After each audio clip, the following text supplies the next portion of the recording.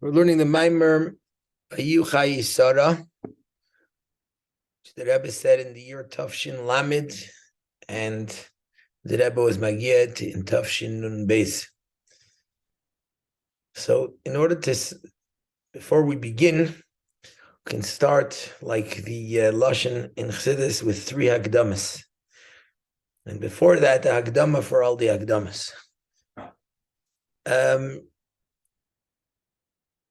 Before we learn a concept in Chassidus, it's important to understand, or at least to refresh our thoughts, what is Chassidus and what's the purpose of Chassidus?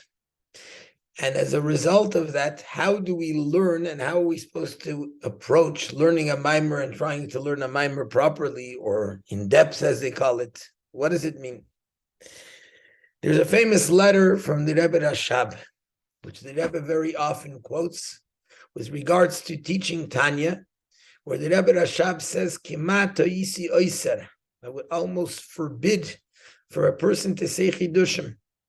To say chidushim and to explain concepts of Tanya according to your understanding is something which is forbidden, because who are you to start taking the words of the Alter Rebbe, where every aspect and every word is exact, and where there's definitely so much to say about every word, but who are you to start trying to explain it? Nonetheless, the Rebbe Rashab continues, and this is something that the Rebbe quotes very often, and that is that when it comes to an inyan which is negei and avedas Hashem, when you're explaining a concept and explaining it in a practical manner, not only is it permitted, but it's an obligation to speak about it at length. And the Rebbe explains that this is in fact, even if it doesn't seem like this is the correct meaning in the words of Tanya, nevertheless you can explain it. That's what the Rebbe Rashab says. And the Rebbe says this is the meaning. This is what the Alter Rebbe meant.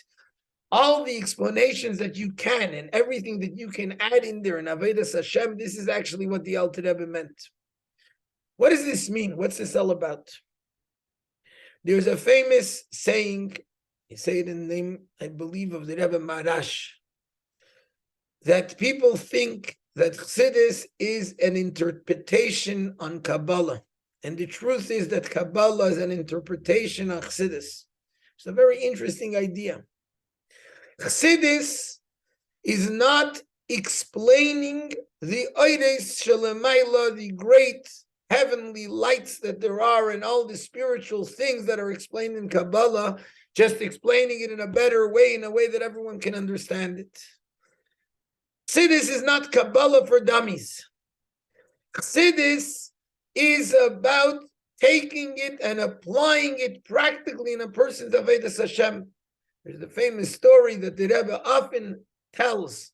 When the Rebbe was by the Frierdiker Rebbe, the Rebbe worked as sort of a masker, a secretary, and the Rebbe says that there were 2 letters that came from Chassidim asking questions.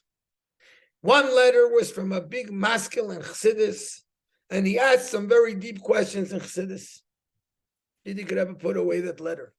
Another letter was a letter where a person asked practical advice in Avedas Hashem or in the work that he was doing.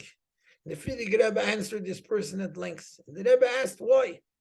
And the Frierdiker Rebbe said, the first person, he wants to know ideas in Chassidus, he wants to understand, he wants to add and increase onto his understanding. That's not the purpose of why my neshama came down into this world. Let him find it elsewhere. The other person wants to know how to serve Hashem, how to do practically in his avodah, the work that he has to do. That's what the purpose of why my neshama came down into this world. Kabbalah is teaching us the depths of the Eibishter, all the deep secrets of Elokus. And Chassidus is teaching us how to practically serve the Eibishter in this world by using these ideas and explaining them.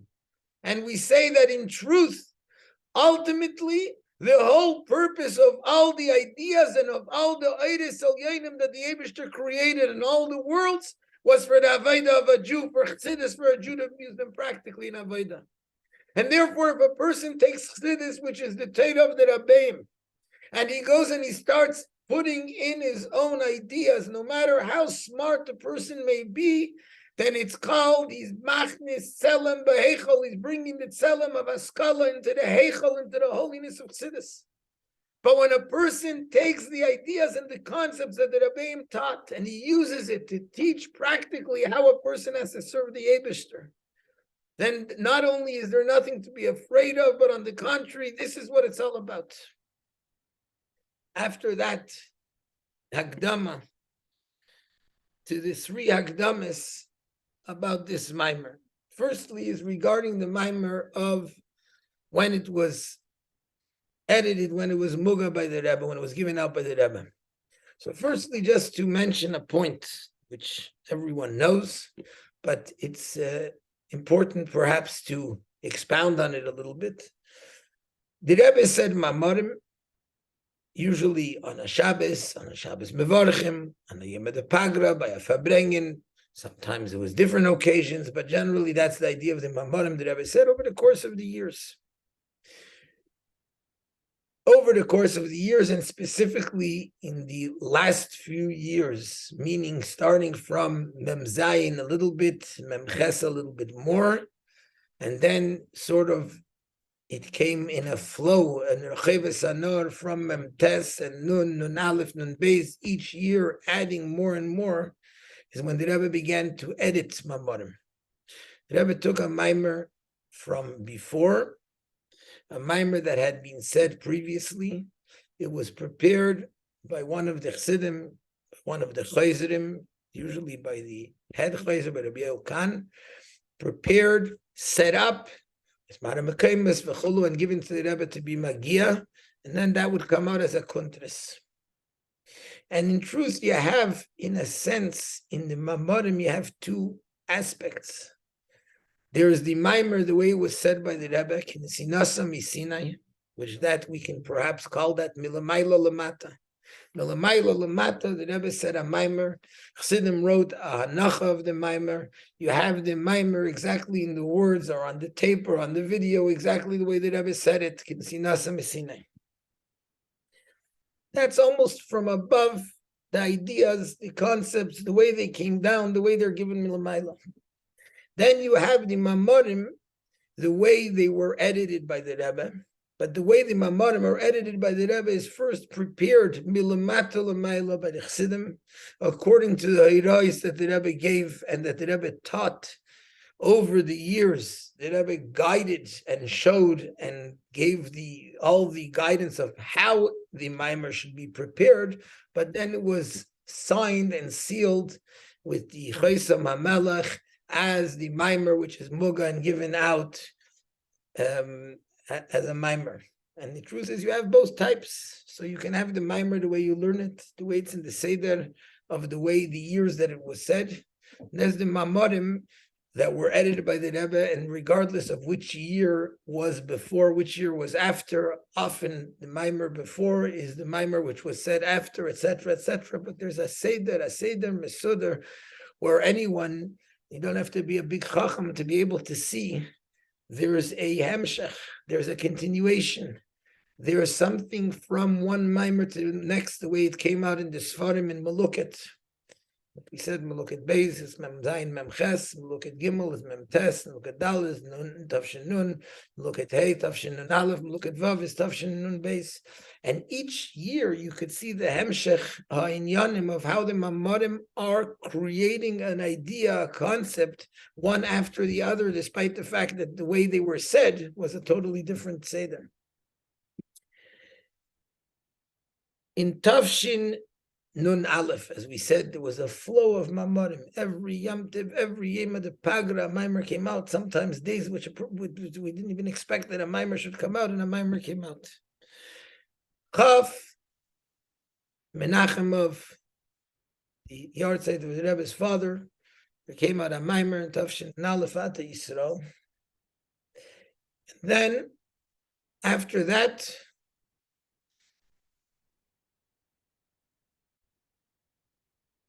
there was a hemshech, an amount of time, when the Rebbe wasn't Magia Maamorim. Meaning, usually we had a Maamer for the Shchede Shel, for Chayel, sometimes for Yud Gimel El, for Gimel de Sliches, for Rosh Hashanah, for Vav Tishrei, for Simchas Torah, for sometimes a Maamer connection to Sukkot. There were different Maamorim that came out here. The entire month of Elul, the entire month of Tishrei, nothing. One Maamer, which was the first Maamer, the Maamer of Vayehiyu Chayei b'Shefer Gadol. And I remember by Bachrim at that time, the rumor that was going out was that they sent in a Maamer to be Magia, and that the Rebbe said,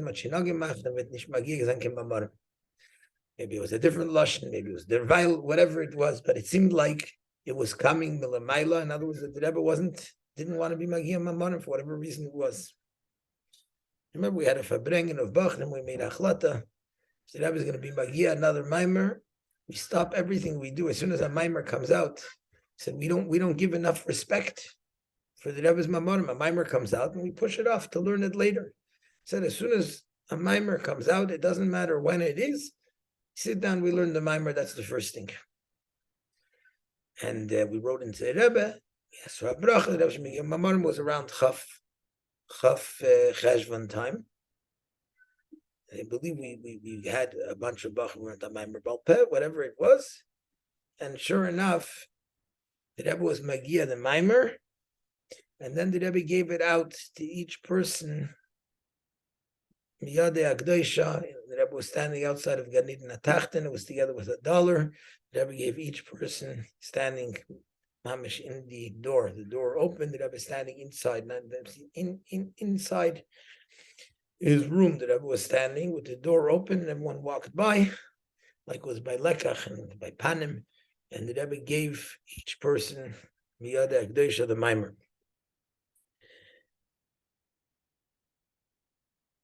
And then it started again the flow till Vata Tetzava, which was the last Maamer that we have up until now, last Mugadig Maamer, unless you'll count the Lehayim Tevin Yisrael that came out in Tafshin Nun Dalet. But that's the idea. Good.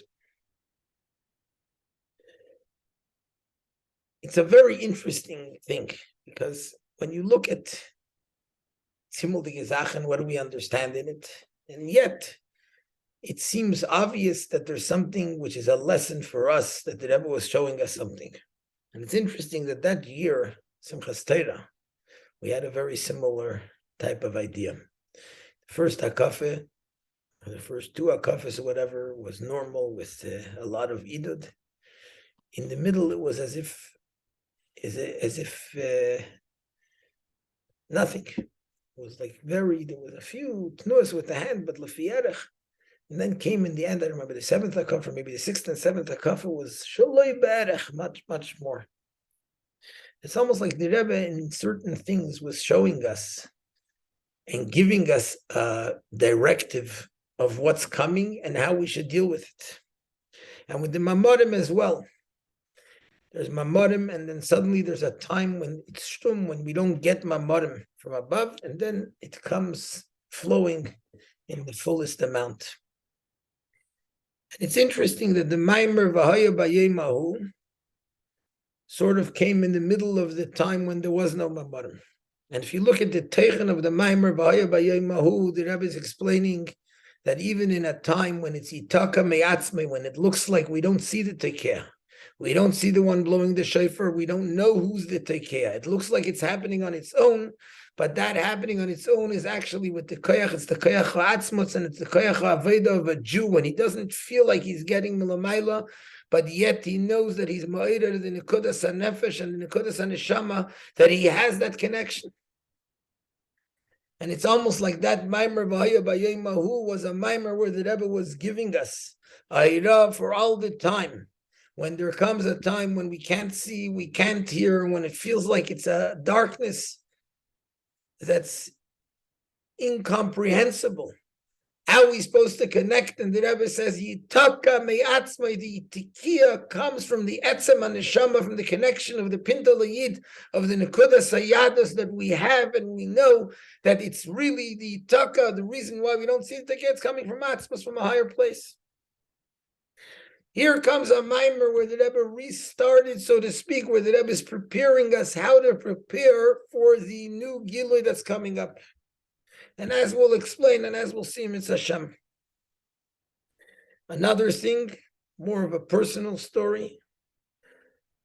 We made that achlata, so as soon as the Maamer came out, I remember it was in the middle of Seder Chassidus, towards the end of Seder Chassidus on Troy Avenue in Altena. It was Chassidus would go in the morning from 7:30 till 9:30. Then we went daven by the Rebbe at 10 o'clock. So it was Mistama at 9:15 when we heard, or 9 o'clock when we heard there's a new Maamer, and the Maamer arrived.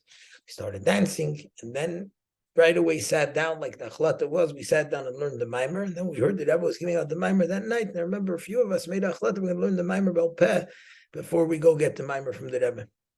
So when I came by the Rebbe to get the Maamer, was my first contrast that I got from the Rebbe. I made a shechiyanu. They say that you should make a shechiyanu loud so that the Rebbe can answer Amen. And I have to say that I did not do that.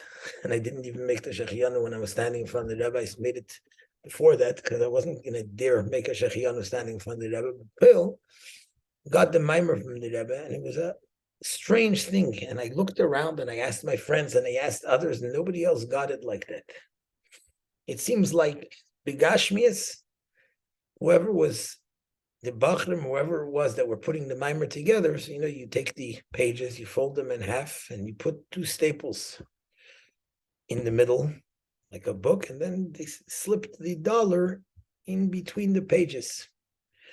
And the Maamer that I had, the guy was lazy, or I don't know, or he had a big havrakas haseichel to make it in a very original way. There was no two staples along the spine of the Maamer. Maamer was folded in half, and there was one staple on the top left corner, meaning one staple through, and the dollar was straight instead of stuck in through the pages. And the staple is stapling the Maamer closed. I was looking at it. What's it all about? So until I got this understanding that basically the Rebbe is telling me, what you think you learned the Maamer Bal Peh? You think you learned the Maamer is garnish gelernt. You don't have anything. You don't have the Maamer at all. Good.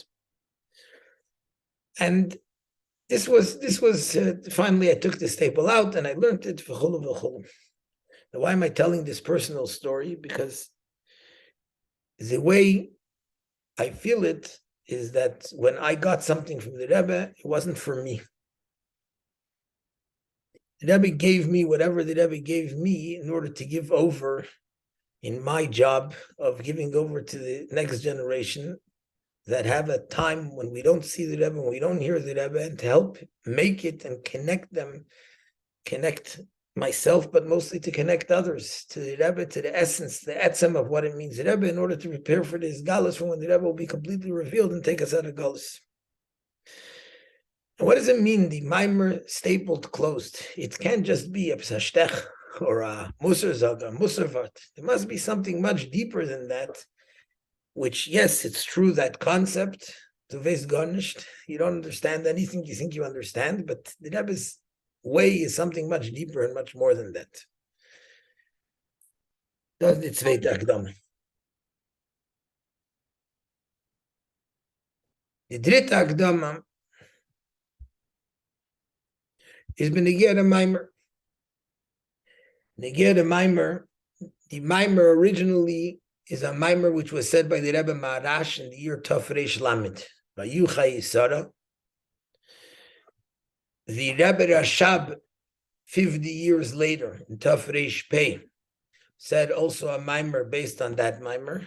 And the Rebbe, 100 years after the Rebbe Maharash, 50 years after the Rebbe Rashab said it, said the Maamer Vayehiyu Chayei, and then gave it out to us in the year Tafshin Beis. Now, with regards to the Maamorim on Vayehiyu Chayei, there's actually two Maamorim from the Rebbe Rashab. One Maamer is from the year Tafresh Ayin Tes, 1 year before the Histalkos. The Histalkos of the Rebbe Rashab was the year Tafresh Pei, Beis Nisan. One Maamer was the year before the Histalkos, where the Rebbe Rashab mostly focuses on the Maamer Azayar, and it's the same Maamer Azayar, and then there's another Maamer Tafresh Pei, which is also based on the same Maamer Azayar, which is the last, wasn't said on Chav Cheshvan, it was said, I think it was Yitches Cheshvan, it was, or Beis Cheshvan, but it was close to the Rebbe Rashab's birthday, and it was the final year, the year of the Istalkus. The Rebbe has many Maamrim based on Vayehiyu Chayei, but based on both of these Maamrim. Some Maamrim are based on the Maamer Tafresh Ayin Tes, and some from the Maamer Tafresh Pei, and Tafshin Mem Ches. The Rebbe was Magia, Tafshin Mem Zayin. The Rebbe was Magia Maamer from based on the Maamer Tafresh Ayin Tes. And here you have from Tafresh Pei, you have another Maamer which the Rebbe said in Tafshin Nun Aleph, which is musid more also on that Maamer Azayar. Now the truth is both Maamarim of Ayin Tes and Pei are musid on the Maamer Azayar, but they're both taking different points of the Maamer Azayar. The Zoyar asks a question, one that here in this Maamer the Rebbe Rashab doesn't deal with it as much. And the question is, why is Sarah Vayehiyu Chayei, why is Sarah different than Shar Nashi, the Alma, than the other women or than the other Imais, the different Neschais of the world, that all other women, their years are not mentioned in the Torah. It doesn't say the Shnei Chayeyim, it doesn't say the years of their lives. Or the first Isaiah says doesn't mention about their death, and then it says no, it mentions maybe about their death, but it doesn't say about the years of their life. And Sarah, it says the years of her life, and it enumerates the years of her life. And the Zohar continues to explain a whole story, which that's in that Maamer the Rebbe speaks about, the Rebbe Rashab speaks about it. The whole story about how Noach came in, how Chava came into the world and messed up with Chetei Tzadas. Noach came into the world and again messed up. Vayesh min hayayin vayishkar. Came Sarah and Nachtes V'salka. She was able to go into the world and come back up in the same way she came in, and therefore hers is life. And she was zeichet to chayin iloyin dilavu chayin. That's the Maamer Azayar. Now in the Zohar also, before giving this whole answer, the Zohar goes into the pasuk Yisei Naretz Bakoil Himalech L'Sadaneva, as we'll see in a moment. In the second Maamer of Tafresh Pei, in the Maamer of Tafresh Ayin Tes, the Rebbe Rashab focuses more on the whole story with Chava and Noach and Sarah and the difference between them. That they all had the union of hergish, of feeling themselves, whereas by Sarah, she didn't feel herself, her simcha was in a way of bittul. And it's interesting, in the Maamer of Tafresh Pei, the Rebbe Rashab deals with a whole different, it's the exact same Maamer Azayar, but he deals with a whole different aspect of it, which that's the Maamer that this Maamer is based on. He deals with the aspect of more, we can call it the Kabbalah inyanim that are explained in the Zohar, of the oires that come down into Malchus, and that's what he focuses on more. In a sense, it seems like the two Maamarim are really leading up to each other. The Maamer of Tafresh Ayin Tes is first the Indian, the way it is in Avodah, the way it is in the practical Avodah of a Jew, that the Avodah Hashem has to be b'simcha, and it's explaining in what manner the simcha should be. Then once we get the Inyan in Avodah, then we go on and explain it the way it is in the Inyanim Ruchniim, which obviously also expresses it to us in Avodah, but that's after we first spoke about how it is in Avodah and practical Avodah.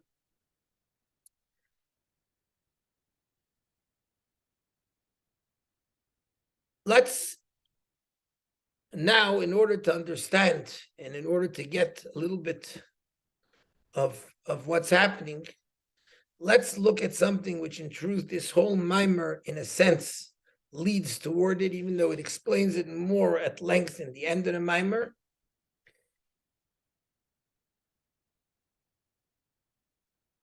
And that's the concept of what it says, V'haya eir halevana ka'eir hachama ka'eir shiva simei bereishis. In the time of Mashiach, there's a yud. There's a nevuah that tells us that in the time of Mashiach, the light of the moon will be like the light of the sun. And it continues to say, Ka'oir Shiva Simei Bereshis, like the light of the 7 days of Bereshis. And we add also, when we say it in Kiddush Levana, K'moi Shahoisa Koidem Miuta. The way it was before it became smaller, Shenem Havayasel Kimishne Amedis Agdem. So we even add another part.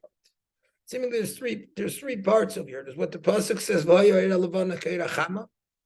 an additional thing, which seemingly is obvious. And an addition thing that we add when it says let's take a look at the moon, at the whole journey of the moon. In the beginning of the world, it says the Eibishter made the two big ma'oros. What were the two big ma'oros? The sun and the moon. Then we say that the moon came and complained to the Eibishter. How could it be that Shnei Melachim mishtamshim b'keser echad? How could there be two kings that are using one single crown? And the Eibishter answered, if so, l'chiu mati atzmich, go make yourself smaller. The moon wasn't very happy about that, and the Eibishter said, don't worry, al shmei chikaru tzadikim, the tzadikim will be called on your name. You're the smaller one, but it says, David hu hakatan, Yaakov hu hakatan, the tzadikim are also called small. Then the Eibishter also gave the moon the stars in order to be mefayis as daita, to make the moon feel good.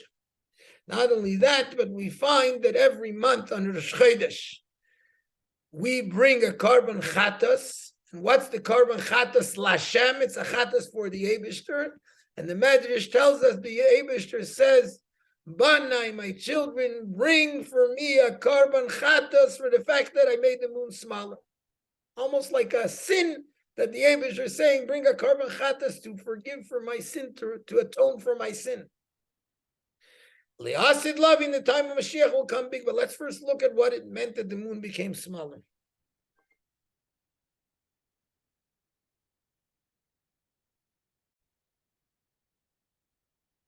So the question is, what exactly was happening over here? What was the moon's complaint? What was the moon interested in? What was the moon asking? Was the moon asking that the sun should become smaller? What was exactly going on? And what's the taina? Why not? Let us both be bigger. Was schlecht? What does the Eibishter say? Not the Eibishter makes the moon smaller, even though it says later, the Eibishter says to the moon, go make yourself smaller. So it sounds like almost it's a punishment. You complained, okay, so you make yourself smaller. First of all, what did the moon want? The moon wanted the sun should be smaller. And second of all, what's the teretz?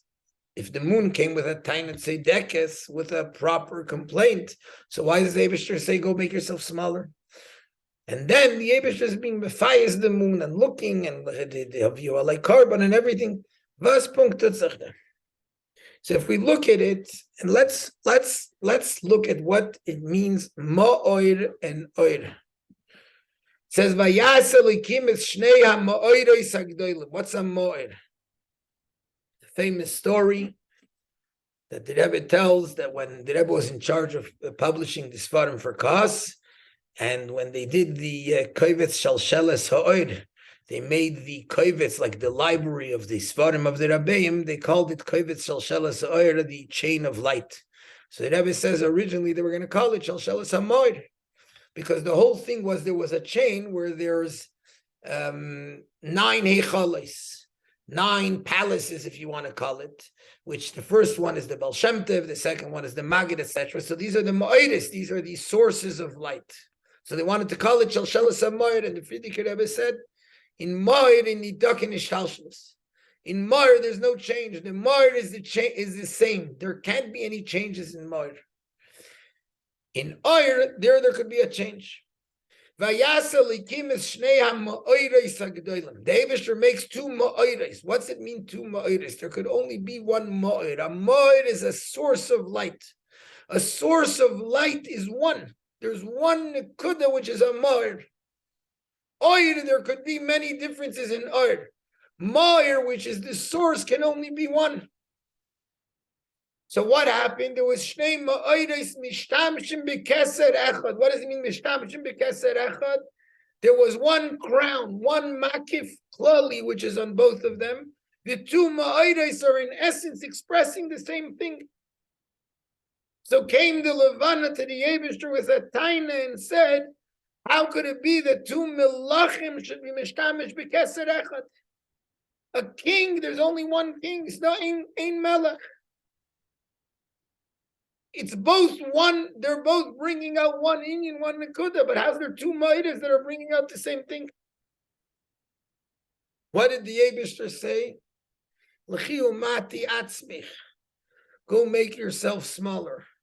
What does it mean? Go make yourself smaller. Go make yourself smaller means instead of being a mashpia, you should become a mekabel. Small meaning be the mekabel from the light of the sun. Be'etzem, what was the taina of the moon? What was the taina of the moon, and why did the Eibishter then make taketu meiris? If it's Iyavshar l'shnei malachim sheishtamshu b'keser echad, why did the Eibishter make two meiris? What was the point of two meiris? The taina is the chataina tzedekes, that there's only able to be one moir. So why do you have two meiris that are coming b'keser echad? The Eibishter said that be'etzem what I want, and I made it milchatchila as two meiris, but essentially so that they should become one. And that was what the moon was saying. Why is there two malachim mishtamshim b'keser echad? I want us to become one. I want us to be misached to become one. And the Eibishter said, I'll make you become one. How are you going to become one? Because l'chiu mati atzmich. There's one light. There's the light that comes from the sun, and you as the moira katan are accepting and receiving the light from the sun. And the Eibishter was mefayis daita. What does that mean? The Eibishter is saying, how are you going to do it? The same way that the tzaddikim are a merkava for a lakus. The tzaddikim are bringing down the godly light into the world. The tzaddikim are mekabel, they're received, they're bottled, they're completely bottled to lakus. That's their whole essence. And the Eibishter gave also kechavim, which is another inyan, which let's leave that point for now. So this was the miyut hayoreach. Now what does the Eibishter say? Go bring for me a chatas shemiyat tiyasoreach hayoreach. What does it mean? Go bring a chatas from what? The Eibishter did a aveda. The Eibishter says like this: I created a world. I created a world, and the whole point and purpose of the world was that there has to be an existence which doesn't have gilui elokus, which only receives the gilui. But the purpose of it is so that you, the Yidden, should bring a kapara, I should bring a carbon chatas, should be mashlim, should complete that lack. And that's why when do we bring the carbon chatas? Not on Erev Rosh Chodesh, when the moon disappears, but on Rosh Chodesh, when it's a new moon. That's the chatas. That means that the Eibishter says, I want that to be with the koyach of the Yidden and Al Derech, the whole idea of Rosh Chodesh, which is a Chodesh Azalachem. It comes from the avodah of Yidden Dafka. It's something which is done by the avodah of Jews down here. We have the power to renew the moon, to bring this renewal into the world. Now the question is, if that's the case, that there's a Moira Godel and the Moira Katan, so what happens Lasid Lavi? So let's look further at what it means L'chiu Mati Atzmich. There's actually three aspects in the fact that the moon became smaller. The one aspect is that instead of a mashpia, the moon became a mekabel. So the taina of Iyavshar l'shnei melachim sheishtamshu b'keser echad is fulfilled because you're the one who mati atzmech, you make yourself smaller. You cause yourself to be the mekabel, you mevatl yourself, so you will have the schus, just like the tzaddikim, to be able to complete the purpose of what it's all about by the fact that mati atzmech. What's mati atzmech? Rather than being a mashpia, now you're going to be a mekabel. So it's one moir, it's one king, it's one melech, one keser echad l'shneim, it's one inyan and one nekuda of the moir, the light being mushpa, and the moon receiving it from the sun.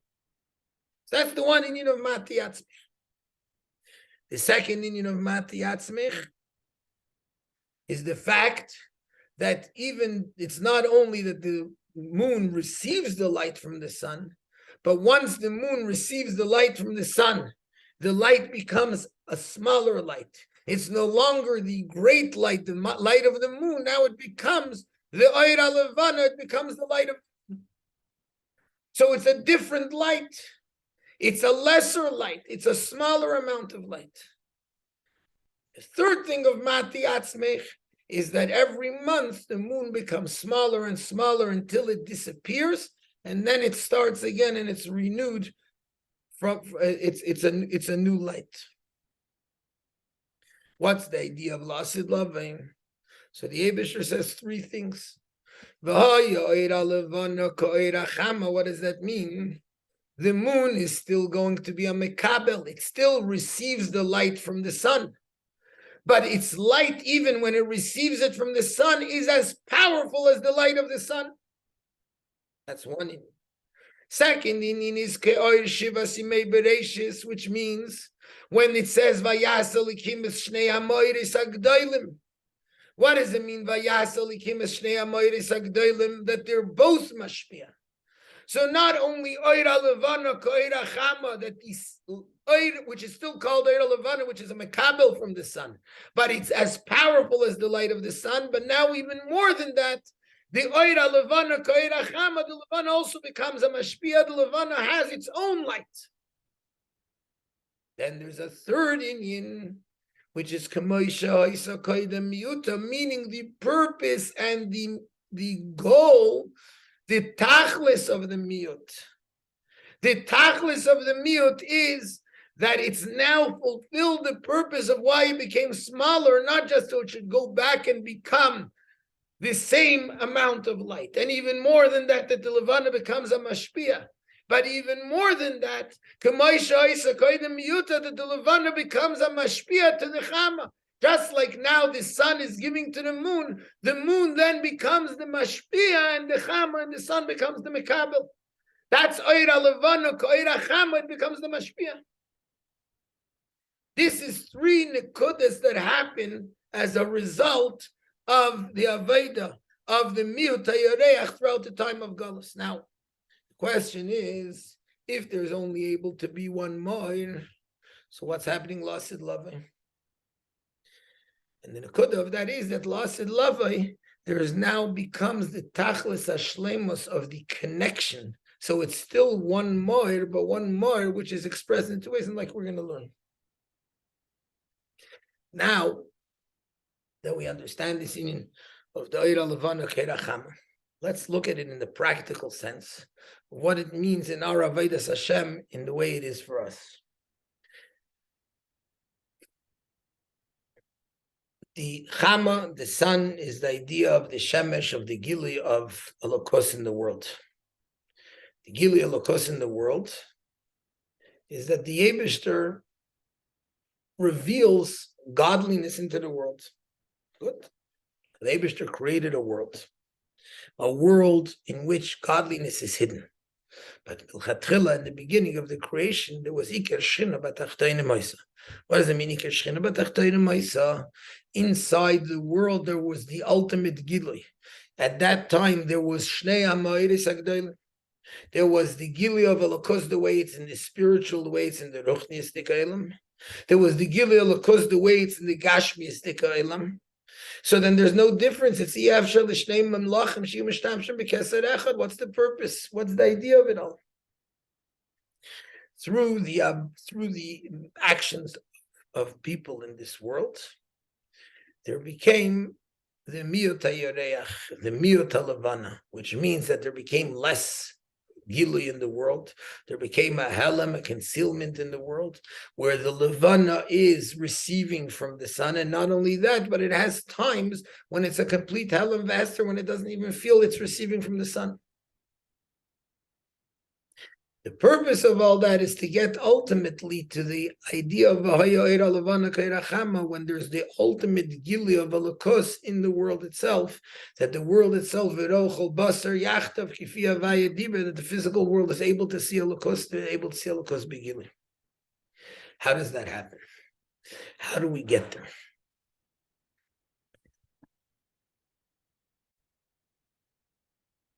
In truth, this is actually what the Rebbe says, how the Rebbe starts off the Maamer.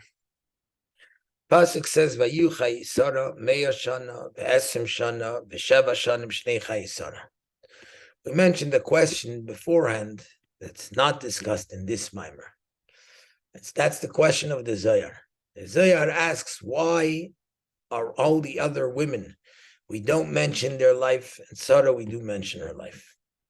And the question is, what are we, chauvinists? What's a schlecht? Why don't we mention the life of the women in the tzedkanias, the mois in the world? Think about it in a gashmistic way. When a person writes a note, a letter, you address the letter to Mr. and Mrs., and you write the name of the man. Why not the name of the lady? Especially in the Gashmistic world. The Gashmistic world comes from the way it is in the Ruchnistic world, that the world was created in a way that there's Zoh and Malchus. Zoh is the Mashpia, Malchus is the Mekabel. It doesn't mean there's a lack in Malchus. Adarabah. Sometimes the whole Maila of everything is Dafke in Malchus. But Malchus is a hemshech, it's a continuation, al derech, like what we said by the sun and the moon. The moon, the whole point of the moon, what the moon wanted, what the moon was looking for in order to bring completion, in order to make it be complete, the complete parts of the way everything has to be, is that the sun is a mashpia and the moon is a mekabel.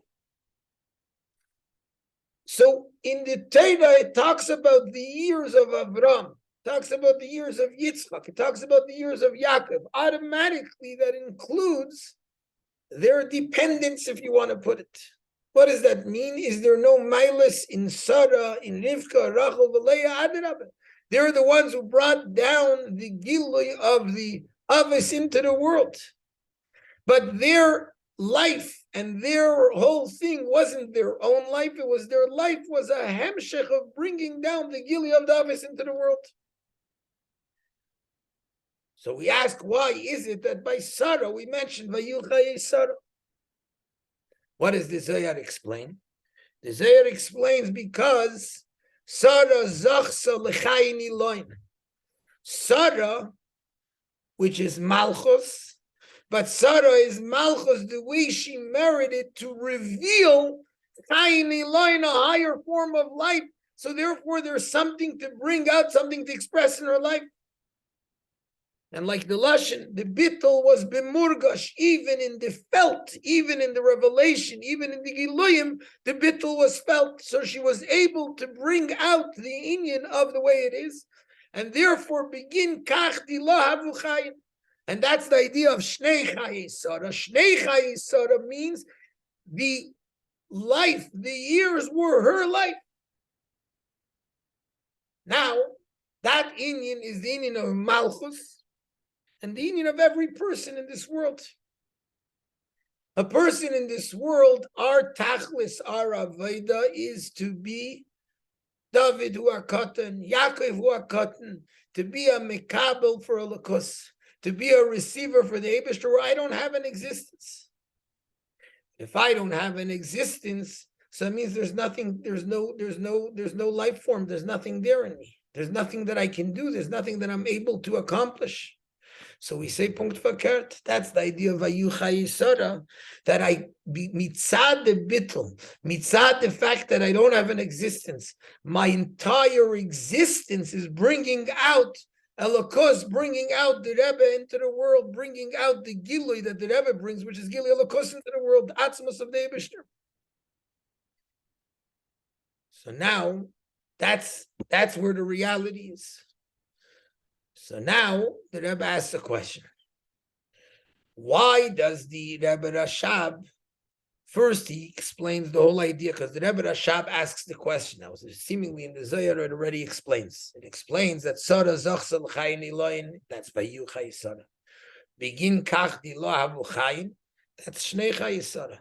So the Zohar already explains why it says Shnei Chayei Sarah, because Vayehiyu Chayei Sarah means that she merited chayin iloyin, that she merited a higher form of life, Shnei Chayei Sarah means that now the life was hers, and that's why it's important to say the years of her life. The Rebbe Rashab still asks the question, why do we say again Shnei Chayei Sarah? The Rebbe Rashab explains seemingly something else. Vayehiyu Chayei Sarah is that Sarah, which is Malchus, she's mamshich the oires that are above Malchus into Malchus. Shnei Chayei Sarah is that she brings them further into the worlds of Biyah. What's the Rebbe Rashab adding over what the Zohar said? And the truth is that the Rebbe Rashab is merely explaining what it says in Zohar, but explaining it in a practical way. Vayehiyu Chayei Sarah, there's two inyanim that there are in Malchus, which means in every Jew's life the way it is in this world. One thing is to connect to the spiritual lights of the world, to something. We live in a world where there's no spirituality, where there's no Gilui Elokus. The one thing is Vayehiyu Chayei Sarah, reveal Elokus in my life, reveal something which is higher, reveal Chayin Ilayin, a higher form of life. The second Indian is Shnei Chayei Sarah, bring it down, not only reveal a Gilui Elokus, but bring it down into the Elam Biyah, into the worlds where they're not there, where they're not revealed. And begin kach dilo avu chayin. If my whole life is only Vayehiyu Chayei Sarah, revealing a higher form of life, a spiritual form of life, that's still not life, because that's still not fulfilling a mission and a purpose and a gilui of what I'm doing. Once I bring it down into the worlds of Biyah, I bring it down into the practical world, that's when there's able to be dilo avu chayin. That's when it's a life which is mine in this world. But the Rebbe here asks a question. And before we go on to explain the pasuk V'yisin Noretz B'koil, there's a very important question that the Rebbe asks, and it's important to know that when the Rebbe asks a question in a Maamer, it's not just a question. The question itself is an answer. Sheilas Chacham Chatzi Tshuva, and even more than that. The Rebbe's question is, why does the Rebbe Rashab first explain the whole meaning of V'yisin Noretz B'koil Melech Sad Nevad, which we'll see in a moment, and explain what are the Giluyim of above Malchus that come into Malchus? Why does the Rebbe Rashab go into this whole explanation? So the question isn't why does the Rebbe Rashab go into this whole explanation? That's what the Maamer is all about, going into this whole explanation. The question is, why does he first go into this whole explanation and then continue on to explain that Shnei Chayei Sarah means she brought it down to Biyah? Just by explaining the general concept that Vayehiyu Chayei Sarah means that she was Zeichet Chayin Ilayin, that she brought down the oires which are above Malchus into Malchus, like we're going to explain. Shnei Chayei Sarah, now you can explain, since you know that Vayehiyu Chayei Sarah, since we know that it means that she brought down from above Malchus into Malchus, then we can explain, and then there's even further bringing it down into the worlds of beyond, that's Shnei Chayei Sarah. Why do you need first the biur in order to understand it? Now, what's the question? In essence, what's the Rebbe asking? There's two aspects that we have in our lives. We live in a world where Elokus isn't revealed. We live in a world of L'chiu Mati Atzmich, where we don't see Elokus, where we don't see a Gilui of Elokus. That's our lives in this Malchus, in this world where we don't see, we don't understand, we don't grasp these higher ideas. So there's two aspects in our life, and seemingly they're one. What are the two aspects? One is understand and bring down the oires which are above Malchus into Malchus, which means bring Gilui Elokus into my life. Bring a reality of the Eibishter into my life, into my reality. And the second idea is bring that down, not just into my reality, but bring it down into the practical way that I live in a world where it's hidden. Now, seemingly, it's all one thing.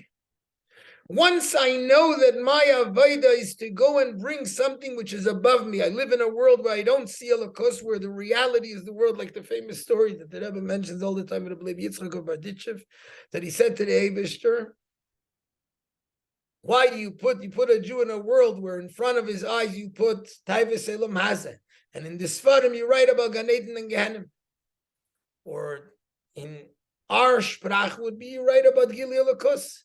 put a person in a world where he sees the Eibishter, where he sees Gan Eden, he sees Gehenna in front of his eyes, and the Sfarim write about Taivas and Lamazal, then let's see who's going to sin. But the Peil Mamish is not like that. We're in a world where the physical, the existence that we live in is all the bodily needs and all the physical needs and even the material needs, the Chumanistic Inyanim.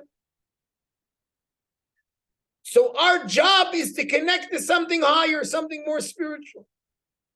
No. Then I understand automatically that that's my job, and then I have to bring it down even into the worlds of Biyah. The Rebbe Rashab separated the two, which teaches us no. In order for me to understand the concept of how to bring it down into the worlds of Biyah, where it's hidden into the physical, into the existence of the world, it's not enough just to have the idea that I'm connecting to Chai and Eloi, I'm connecting to a higher form of life. I have to understand fully. It's only the understanding of this concept which enables me to do it. Auf an andere Sprach, based on those akdamas that we had beforehand.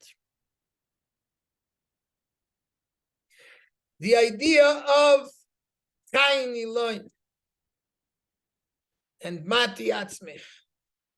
You have a situation where we have a Rebbe that reveals a Lukos to us and that teaches us and that gives us Maamorim and gives us Siches and gives us Hadracha and teaches us how to live in the physical world and brings down the Lukos into our physical world. Then you have a situation of a Helam Vehester. You have a situation when you don't see, you don't hear, you don't connect. It feels like I have nothing to help draw down a Lukos into my reality, into my world. There's two ways how I can see how to deal with it.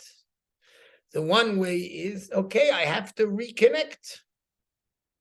And Dafke, this Maamer where the Rebbe is starting a new Gilui.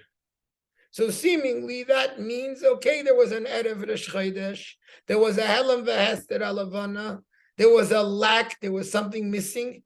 It's time to reconnect. I have to reconnect the idea of Gilui Lukos, and if in the meantime we don't have it begodly, at least I can connect. Learning Chassidus, through davening, I can connect to the Oirei Salyanim, which are higher than Malchus, and in that way I'll be able to live it in my life, in a life of Helam.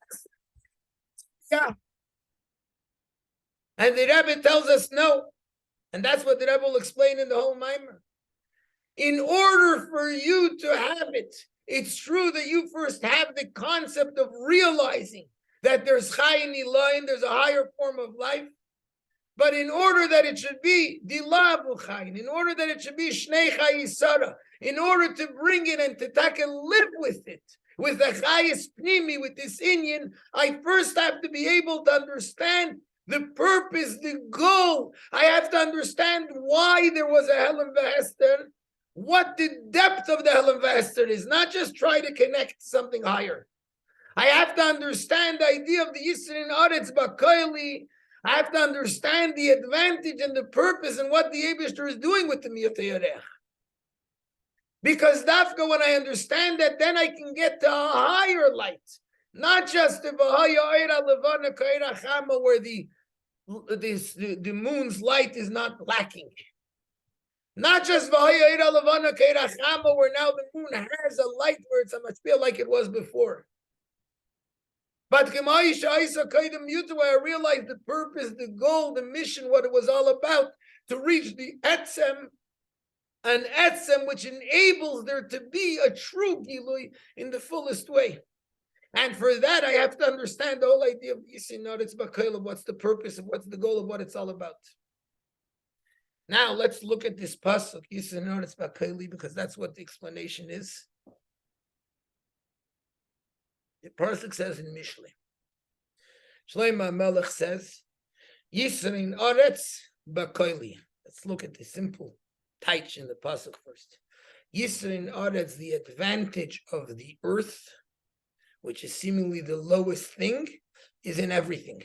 In everything, meaning everything that exists shows on the advantage dafka of the Aretz, of the lowest place. Why? Because Melech Lisad Nevet.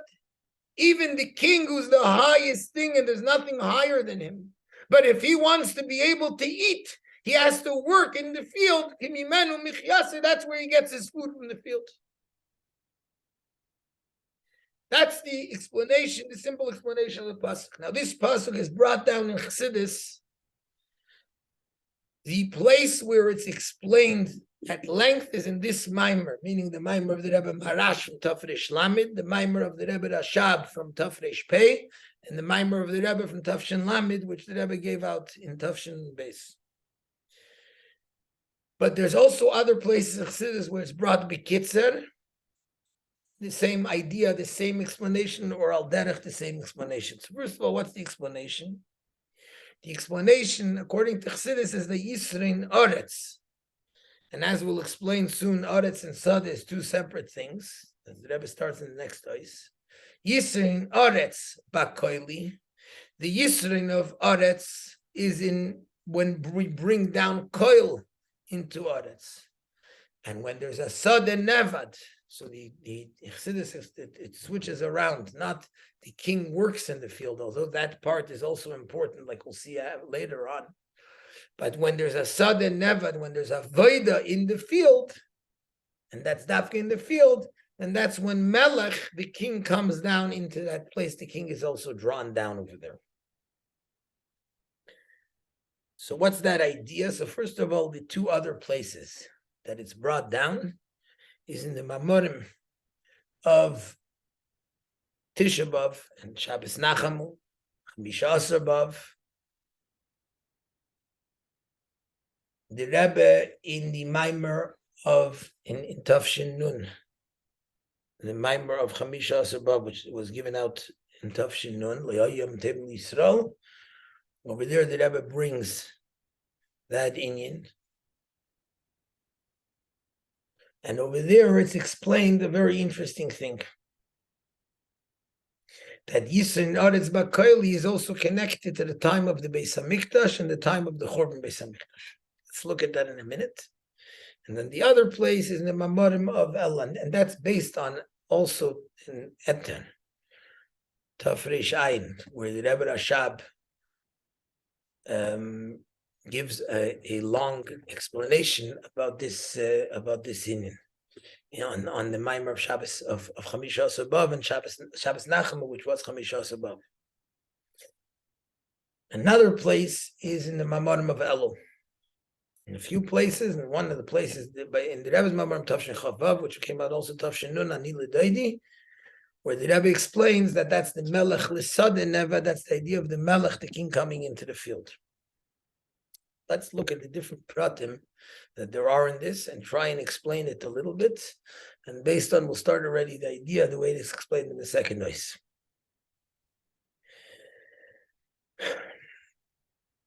Malchus, as we said, Malchus is the Shechina, which means the Gilui of Elokos, the way it is inside Raglea Yerdis Mavis. Malchus comes down into the worlds of Biyat to create a physical existence, to create that there should be an existence of a world which doesn't feel a Gilui Elokos. But Malchus, by definition, has the oiris that are above Malchus, that they come into Malchus. Malchus is a mekabel, it receives through Yisoid, it receives from all the oiris that are above Malchus. To explain it a little bit in a more practical term. What is the spheres? What's the meaning of the spheres? The spheres are channels of light that bring down Gilui Elokos, the godly light, into a world that doesn't have it. So the Eibishter created a world where there's a tzimtzum, where he moved away Elokos from the world. And then through the oiris, through the spheres, he shines, he shines Elokos into the world in the various levels in the way they are in the spheres. That's in a nutshell the concept of the spheres. Now,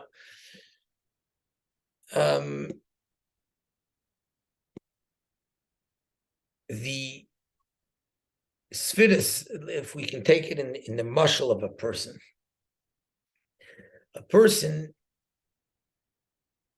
by nature, I'm in a world. My existence is in a world where I'm dealing with the world. when I think about the Eibishter, I start feeling Ava, Yira, the Rachmanis and the Neshama, the feeling of Netzach, Hoid, all of these, the way it is, that's all the concept of Yisod, the concept of Gili Elokus. I bring down Elokus into my life, into my world. In a practical sense, when I daven and I think about the Eibishter and I think about Elokus, I start feeling a connection to something that otherwise is not a non-existence in my life. And that connection is through the different channels of the Sfiras. And the same way in the world itself, the Eibishter brings down Elokus, that's in the person, and the Elam Gadol, that's the way the Eibishter brings down Elokus into the world. The Tachlis is that there's the union of Malchus, which we said Malchus is like the Levana, it's like the moon, which is L'chiu Mati Atzmich, which goes into a place where it's miotoir, where it doesn't feel its own light, it doesn't feel any gilui of light.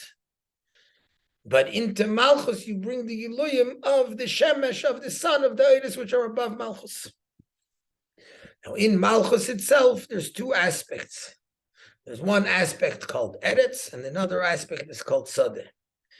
Eretz is the land. This land is a tough land that covers over Gilui Elokus, which is the idea of Malchus itself, the fact that it's the existence, it's the source of an existence of a world that doesn't feel Elokus. Sadeh is a field. What's a field? A field is a place where you can plant, where you can grow things, and therefore that means that's the place which is a makom muchshar, a place which is able to bring down Gilui Elokus. So in essence, Eretz is a place which is not muchshar for Zriya. It's not a place where you can plant and bring down and bring plants and make things grow, which means it's a place where things don't grow by nature.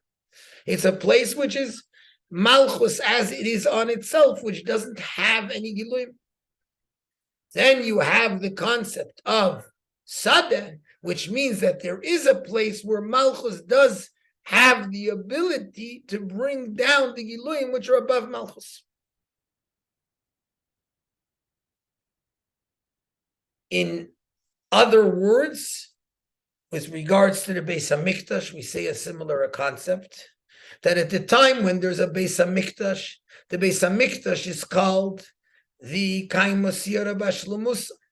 The Beis HaMikdash was built by Shlomo HaMelech, who was the 15th generation since Avram, and therefore he brought the Gilui of the, or since Moshe, so he brought the Gilui of the moon, Bishlemus, and that's why he was able to build the Beis HaMikdash, and the Beis HaMikdash is a place where Elokus is revealed.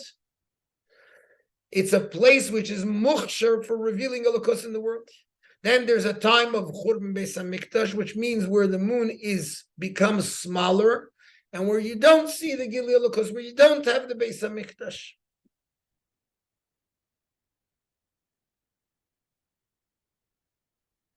What's the pasuk say? Yisrein Aretz Bakoili. The advantage of the Aretz, a place which doesn't have Gilui Elokus, is to bring down into it koil. What's koil? Koil is Yisoid. Yisoid is the Sfira that connects heaven and earth. It connects Chesed and Gvura, which is Shamayim, Eish, and Mayim. With the Aretz, with Malchus, Yisoid brings down the Giluyim, which are above the world, the Gilui Elokus, which is above the world, into Aretz. Then we continue, Melech L'Sadeh Nevad. When there's a Avodah that's done in the Sadeh, Sadeh is a place where you could bring down Gilui Elokus. Then that brings down also the Melech himself. That's an amazing thing. We start with Yisrein Aretz Bakoili. Yisrein, the advantage of the Aretz is to bring down into it Koil Yisoid. What's advantage? What does it mean, Yisrein? What's the word Yisrein? What's the Yisrein that's being brought? The Melech is revealed in the Sadeh, Kat Ihu Nevad, when the Sadeh is worked, when there's an Avodah done in the Sadeh. It's interesting, and specifically with the Maamarim of Elul, it explains from the Tzemach Tzedek, where it brings down the Maamer Azayar over here in Chayesara, which says that is Sadeh, there's a Sadeh of Gdusha, and there's a Sadeh of Klippa, meaning that L'Sadeh Nevad means even the Sadeh of Klippa also. That's a Pelagic thing, because let's look at the tachlis of what's explained over here, and I think you have to probably take a small interruption, and Mr. Hashem will continue next time. Let's look at what's the idea that you have over here. The Rebbe Rashab explains in the Maamar what happened. The Eibishter put Adam Arishain in Gan Eden. What was the point of putting him in Gan Eden? La'avdo l'shamra. La'avdo is Ramach mitzvah esei. L'shamra is the Shisam mitzvah sleisasei. What was the tachlis, the kavana of what Adam Arishain was supposed to do in Gan Eden? Gan Eden is Malchus, but Malchus, the way it's meir in Malchus, the oires which are above Malchus. Gan Eden is a mokim muchshar, where Adam Arishain through his avodah can reveal those oires into Malchus. What's that called? That's the Gimel Rishonis of Malchus, which means just like there is 10 spheres, every sphere is made up of 10 spheres. Malchus is also made up of 10 spheres. What's the 10 spheres? The 10 spheres you have Chabad. Chabad is intellect in a person. Think in a person, what's intellect? Intellect means where I can understand something that's not me. Intellect means something where I can go out of myself and relate to something that's not me. I can relate to Elokos, I can relate to whatever it is that I'm relating, but I can understand the idea of Elokos, and I can understand and connect to something that's not me. Then you have the midas. Midas, by definition, start with me. Every midas starts with I. I love, I fear, I hear. Seichel doesn't start with I. In Seichel, I'm going out of myself. In midas, in the first three midas, it's chagas, chesed, gvura, tiferes. Chesed, gvura, tiferes are my feelings the way they are in essence. But that means the way I'm relating, it's me, but I'm relating to something else. Netzach Chayei Yesod is already the way I'm relating to bring it down into a world. Not I'm relating to that thing, I'm relating to that thing in order to bring it down to something physical. Malchus is deeper. I'm speaking or I'm doing, meaning I'm in an existence which isn't my intellect, which isn't my feelings, which is something else, which is a separate world. Malchus is a world. But in Malchus, there's 10 spheres. The Gimel Rishonis of Malchus means the Chabad of Malchus are revealed, meaning in Malchus itself, there is revealed the ability to connect it to something higher. In that way, Adam Arishain, the Eibishter, wanted everything should come through a man, through a person, through a human being. So the Eibishter made there be a Gan Eden, a place which by definition is Muchshar, has the ability to reveal the Oires which are higher than Malchus, because the Chabad of Malchus is revealed over there. So it's the accepting part. This accepting part now is able to accept the Giluyim that are above Malchus through Yesod. It's able to get down the Giluyim, the Oires which are higher than Malchus. That's Gan Eden. Then came the Eibishter, took Adam Arishain after the Chet of Eitz Hadas, and Vayigarshehu Hashem Elikim mi Gan Eden. The Eibishter chased Adam Arishain out of Gan Eden. He said, now that you have the Chet of Eitz Hadas Murgash, you feel yourself, you feel your existence, you feel a physical, material existence, you're no longer able to relate to the Oires, to the Chabad of Malchus, which is in that way to be able to connect to the Oires which are above Malchus. You can't do it. You can't connect to the Gilui Elokus the way it is. Instead, you have to go Lavedes Adama Shalukach Misham. You now have to go out into Aretz. You now have to go out into a place which doesn't have Gilui Elokus, where the Gimel Rishonis of Malchus are not revealed. A place which is a tough place that hides over Elokus. And in that place, you can't bring down Oires that are above Malchus, because you don't have that power to do that over there. So you can't be Mam Shechayres Elyenim over there. Instead, Lavedes Adama, you have to deal with Birurim. You have to now be Mivarer that world. You have to refine that world, break the Klippa, break the shell, break the concealment, in order that that world now should be able to bring down Bakoil. But it's an interesting thing, and that's what we're going to learn in Mr. Hashem next time. we say Yisrein Aretz Bakoili. That's where we start. Now the truth is, in Aretz I can't bring down the Giluyim which are higher than Malchus. So what is the Yisrein Aretz Bakoili? It should be Yisrein Sada Bakoili. And then when we say Melech, how's the Melech brought out through the Sada Nevad? Because the same aspect is in the Beis HaMikdash, that when there's a time of a Beis HaMikdash, there's able to be Gilui Elokus. It's a Makom Muchshar for Gilui Elokus, and especially in the first Beis HaMikdash, where there were all those 5 things which show on the 5 higher partsufim of Malchus, the Keser of Malchus, the Chabad of Malchus, and the Chagas of Malchus, the Nehiyah of Malchus. All of those were in Estalik. There's only the Levana, the second Beis HaMikdash, which is like the moon. And even more than that, in Galus, where you don't have it at all, where it's only Aretz, where it's a Cheshech, to the extent of even the Sada of Lumaseh. And then you have an interesting thing, that the Sada, which on one hand is Gan Eden, on the other hand we say it's Sada Lumaseh. How does this all work? Mitzvah Hashem will continue next time.